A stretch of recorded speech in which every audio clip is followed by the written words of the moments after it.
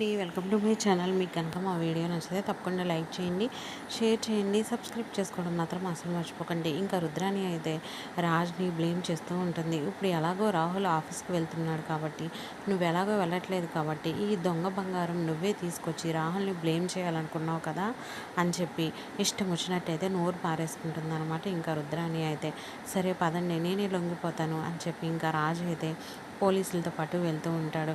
ఇంతలో ఒక గుమ్మం దగ్గరే మన కావ్య అయితే ఎదురొస్తుందనమాట. ఆగండి ఎస్ఐ గారు, ఈ దొంగ బంగారం ఎవరు కొన్నారో, అసలు ఈ కాంట్రాక్ట్ మీద ఎవరు సైన్ పెట్టారో మొత్తం ఈ ఫైల్లో ఉన్నాయి. ఈ సాక్ష్యాలన్నీ చూస్తే మీకు అసలు నిజం తెలుస్తుంది అని చెప్పి కావ్య అయితే ఆ ఫైల్ ఇంకా పోలీస్ ఆఫీసర్కి అయితే ఇస్తుందనమాట. అది ఇవ్వంగానే ఒక్కసారిగా ఇంట్లో అందరూ అయితే షాక్ అయిపోతారు. ఆ ఫైల్ అంతా ఎస్ఐ అయితే చదువుతాడనమాట. చదివి ఈ దొంగ బంగారం మొత్తం సప్లై చేసింది రాహులే అనగానే ఇంక ఇంట్లో ఒక్కొక్కరు అయితే రాహుల్ మీద మండిపోతూ ఉంటారు. రాహుల్ షాక్ అవుతారు.